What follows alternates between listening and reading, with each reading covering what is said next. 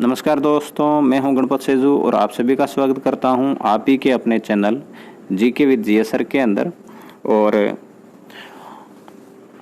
शिक्षण विधियों का पार्ट है अपने चल रहा है, उनकी सीरीज चल रही है और शिक्षण विधियों के सीरीज के अंदर 9वां पार्ट है आज मैं लेके आया हूं, जिसके अंदर बात करेंगे व्याकरण अनुवाद विधि, सैनिक विधि,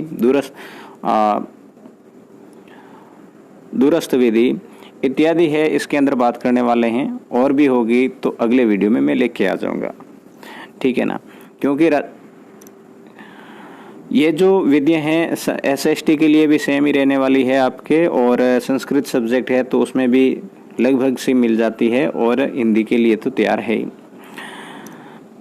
व्याकरण अनुवाद विधि क्या होती है? व्याकरण शिक्षण की सबसे प्राचीन और परंपरागत विधि है, वो कौन सी है? व्याकरण अनुवाद विधि है। और इस अनुवाद विधि अनुवाद के सिद्धांत पर यह कार्य करती है। ये विधि है वो अनुवाद के सिद्धांत पर कार्य करती है। इसमें केवल लिखने व पढ़ने पर जोर दिया जाता है। यहाँ पर आप ये नोटिस करें, लिखने व पढ़ने पर है इसमें स्ट्रेस होता है।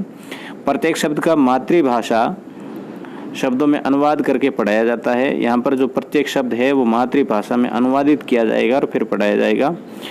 मनोवैज्ञानिक विधि है, ध्यान रखना ये व्याकरण अनुवाद विधि है वो कैसी है? मनोवैज्ञानिक है, क्योंकि ये शिक्षक केंद्रित है, छात्र केंद्रित नहीं है। प्राथमिक कक्षाओं है तो उपयोगी और उच्च स्तर के लिए भी उपयोगी है। इस विधि का प्रयोग संस्कृत में भंडारकर द्वारा किया गया, इसलिए व्याकरण अनुवाद विधि कहो या फिर भंडारकर विधि कहो, एक ही बात है।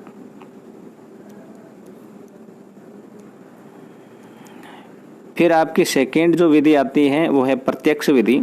और प्रत्यक्ष विधि में क्या है, देखो प्रत्यक्ष विधि के अन्य नाम भी आप थोड़ा ध्यान दे दें। निर्बाध विधि, सुगम विधि, प्राकृतिक विधि या सहमात्र विधि है, ये प्रत्यक्ष विधि के अन्य नाम हैं। वस्तुओं को प्रत्यक्ष दिखाकर द्वितीय भाषा सिखाई जाती है। यहाँ देखो वस्तुएं हैं प्रत्यक्ष दिखाई जाएगी, जैसे कि आम है, आम को बताना है कि भाई ये आम क्या होता है, तो आम है वो खुद लेके आएंगे या फिर उनका प्रतिरूप। इस विधि में वस्तु और शब्दों के मध्य सीधा संबंध होता है, और सीधा संबंध किन के मध्य होता है? वस्तु और शब्दों के मध्य।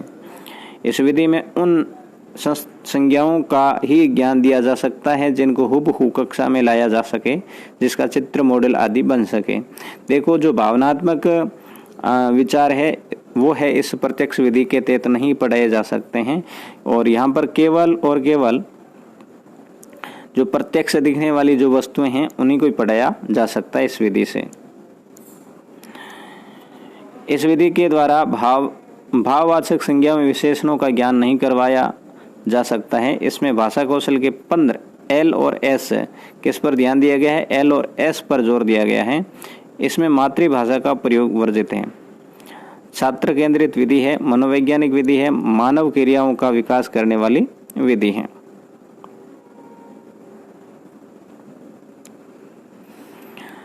और सर्वप्रथम ये जो प्रत्यक्ष विधि है, इसका प्रयोग है 1901 में फ्रांस में अंग्रेजी भाषा के लिए किया गया था। फिर आपके देख लेते हैं यहाँ पर सैनिक विधि, ये भी काफ़ी फेमस विधि है सैनिक विधि, और इसका जो प्रयोग है अमेरिका के सैनिकों पर है, सबसे पहले किया गया। स्वाभाविक संवादों व मौखिक कथनों द्वारा द्वितीय भाषा है वो सिखाई जाती है। उद्देश्य इनके हैं वास्तविक परिस्थिति में बालकों को भाषा के रूप का प्रयोग सिखाना। छात्र केंद्रित है, मनोवैज्ञानिक विधि है। प्रारंभिक स्तर पर यह उपयोगी विधि है।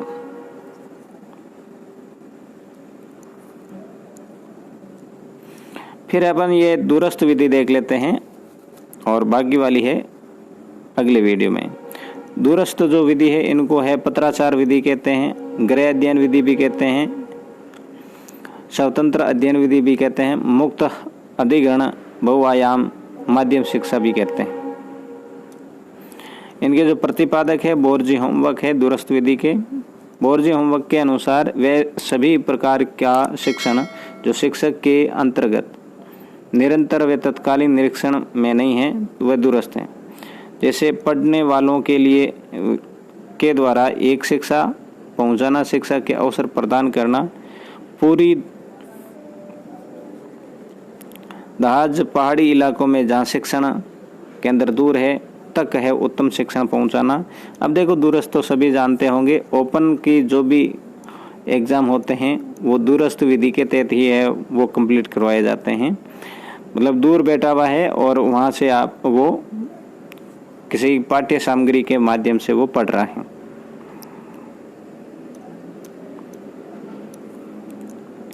ये विधि राष्ट्रीय उत्पाद बढ़ाने में सहायक है। ये मोस्ट इम्पोर्टेंट है। ये राष्ट्रीय उत्पाद बढ़ाने में महत्वपूर्ण भूमिका निभाती है। मजदूरों, किसानों, गृहिणियों, विकलांगों या धंधे में लगे लोगों के लिए शिक्षा का उत्तम साधन है। छात्र केंद्रित विधि है, मनोवैज्ञानिक विधि है। इसका प्रयोग उच्च स्तर पर ही हो सकता है। व्यक्तिगत भिन्नता पर आधारित तथा स्व अनुदेशन प्रणाली पर आधारित ये विधि है।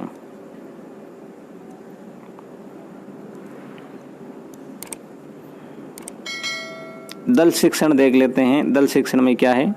शुरुआत है अमेरिका से हुई है। कार्ल ऑल्सन ने क्या कहा है? कार्ल ऑल्सन ने दल शिक्षण अनुदेशन परिस्थितियों को उत्पन्न करने की एक प्रविधि है। इसमें 2 या 2 से अधिक अध्यापक अपने कौशल तथा शिक्षण योजना को छात्र के समूह के शिक्षण में सहयोग करते हैं, जिसमें लचीली योजना प्रयोग में लाई जाती है जो किसी विशिष्ट अनुदेशन की आवश्यकता अनुसार बदली जा सकती हैं।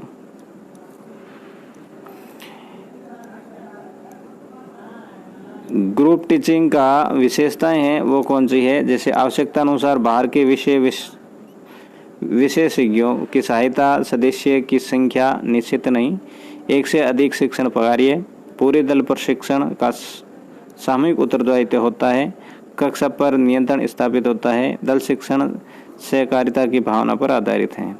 अब ये है क्या? देखो ये है ना, दल शिक्षण है एक से अधिक अध्यापकों के द्वारा एक क्लास को है पढ़ाना ही दल शिक्षण है।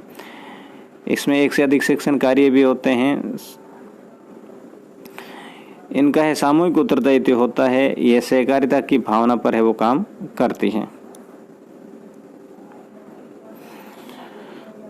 तो मित्रों, यदि आप इस चैनल पर पहली बार विजिट कर रहे हैं तो चैनल को सब्सक्राइब ज़रूर कर लें, अपने दोस्तों के साथ में इसको शेयर करें वीडियो को। और ऐप पे आप इसको देख रहे हैं तो ऐप का वीडियो भी आप शेयर करें अपने दोस्तों के साथ में, ताकि वो ऐप के माध्यम से जुड़ सकें। ऐप अपना तैयार हो गया है, मैं पहले कहना भूल गया था, जो कि जीके विद जीएस सर के नाम से ही है, जो कि चैनल है अपना उन्हीं के नाम से हैं। वहाँ पर ये कंटेंट बिल्कुल आपको निःशुल्क है वो प्रदान किया जाएगा, तो उसको आप इंस्टॉल कर दें और बहुत ही शानदार तरीके से है वहाँ पर आपके मैनेज करेंगे। क्योंकि अभी तो तुरंत मेरे कल ये ऐप आया है तो समझने में थोड़ा टाइम लगेगा, तो इंस्टॉल करके रखिएगा, अपडेट है आपको मिलते रहेंगे। तो सपोर्ट ज़रूर कीजिए ऐप में और मिलेंगे नेक्स्ट वीडियो में। तब तक के लिए जय हिंद, वंदे मातरम।